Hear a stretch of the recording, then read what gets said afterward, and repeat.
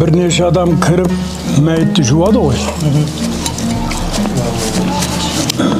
Al bizden hazır jastardın arasında onu durus düşünbeydi. Sonra meyitke birliğine katışsa korkam deydi. Korksan korkmasan Kuday'ın aldına barasın oy ta gitek.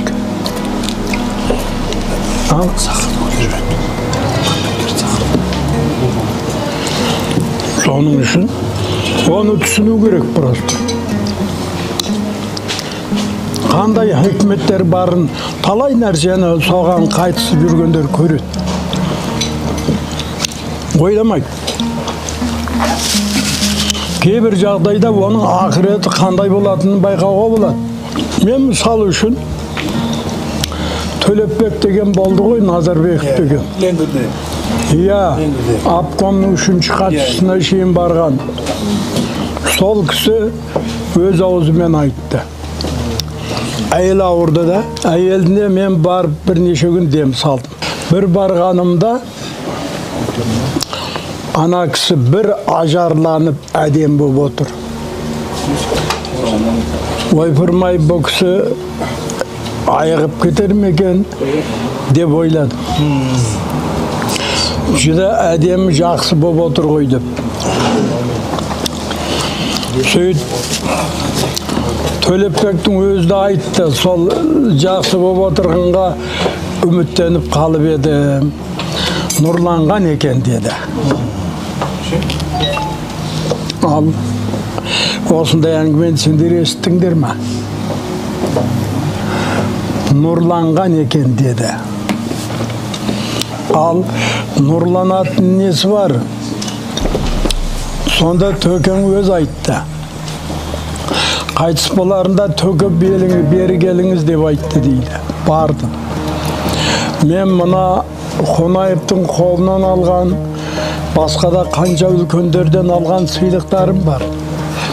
Оны мына келіндеріме, қыз балдарыма бөлемін. Соған рұқсат беріңіз деп айтты дейді. Ай, зат сенікі ғой, менің рұқсатым қаншалық керегі бар. Оны несіне сұрайсың дедім дейді. Sonda aytты dedi, жоқ. Siz bas yemsiz, sizдің рұқсатыңыз керек деп айтты дейді. Ал енді сондай әдемі нұрланып, сол сөйтіп отырып, сосын арқасынан қайтыс болды.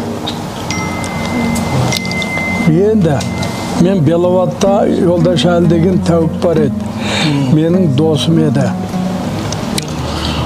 Men endi onun qaytыс болатын uağında men kele almadım, men Astanada yedim. Сөйтіп balası aytты немересі. Qaytыс болатын кезде дейді, бірнеше gün bұрын дейді, сол сіздің вағазыңызды неге түсірілген елерді қойып соны тыңдап жатты дейді. Odan keyin qaytыс боларында bir кезде дейді, bir әдемі көзбен қарады дейді. Bir енді қол бұрып әдемі болып тұр дейді. Ондай болған мен көрген емес едім дейді. Нұрланған деген сол. Ол ақырет сапарына кететін адамға, Құдай жарылқаған адамға соны көрсетеді. Ақыреттегі орның мынандай болады деп. Ананы көргенде, оны енді сендерге ауызбен айтып жете алмайды ғой. Айта алмайды ғой. Бірақ көзінен, түрінен көрініп тұр ол. Ал енді менің бір бабам болды, барақап жұрттың бәрі ешан дейді ғой. Сол өлерінде етегін қақты дейді. Әй, мына жүзім теріп, етегім шіре болды ғой. Мынаны алсаңдаршы деп айтты дейді. Жәннаттың жүзімін теріп жүргенін көрген.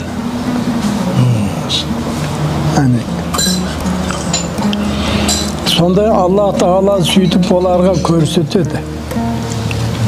Енді мен бір кемпірді көрдім. Ол кісіге мен негіздем салдым. Сөйтіп өлерінде баласы айтады. Сол ештеңе ішпей, нәр татпай отырған дейді.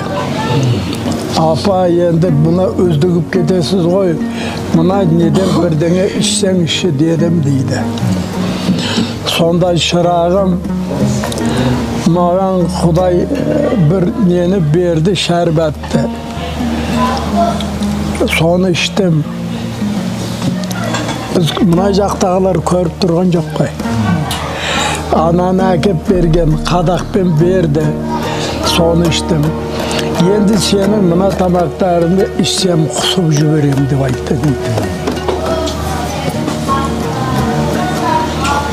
Міне сонда Құдай Тағала сондайларға өзінің несін көрсіп, дәрежесін көрсетіп тұр.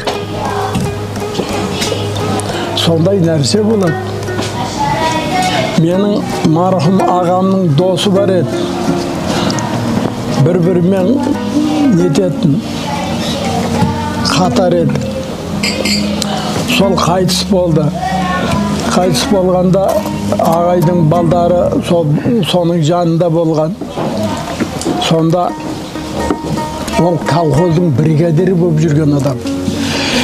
Бригадир болғанда ол қайсы кімнің шаруасы қиналып, ауру сырқау болып жатыр. Біреуі мұқтаж жәрдемге. Солардың жағдайына жасап, жаңағы соларға жұмыстың айлысын беріп, жерді де соған бұрып, сөйтіп жұмыс істейді екен. Ал енді сол өлерінде бір нетіп,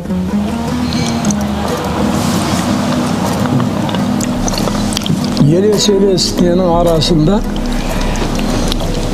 бір уақытта айтты дейді. Қызықның бәрі мұна жақта екен ғой. Біз ақмақ болып жүр екенбіз ғой деп айтты дейді. Ар жақты көрсетті ғой деген. Құдай көрсетті ғой. Енді Мұхаммед Хайдар Дулатидің Тарихи Рашиди кітабы бар. Соның қай бетінде екенін білмеймін. Бір Қаратау, оңтүстік өңірі осы жақтарда Құдайдат деген әмір болған. Құдайдат, енді дат деген ол кезде ол дат парсы тілінде берді, Құдай берді ғой аты. Құдайдат деп ат қойған да. Сол жаңағы әмір болғанмен қайда жұрт, қай жерде кім мүшкілді көріп жатыр, кім қиыншылық болып жатыр, қай жерде дау-жанжал болып жатыр. Сондай нәрселердің арасында жүреді екен. Қай жерде сондай болып жатыр ма, анаған көмектеседі. Көлігі жоқ болса, көлік тауып береді, болмаса өзінің атын түсіп бере салады. Кейбіреулер адасып жүрсе үйіне келіп қондырып, олар ұйқын ұрып жатады, бұл үйдің бір бұрышына намаз оқып отырады екен. Қайда сондай қиын жағдайда жүрген адамдардың жағдайын жасап жүреді. Ал енді ол кезде жайлауға, қыстауға көшу бар ғой. Сонда көшетін уақытта ол атын анау-мынауын әркімге нетіп жүріп, өзі көшетін, бұл көшін нететін ештеңе таппай қалады екен.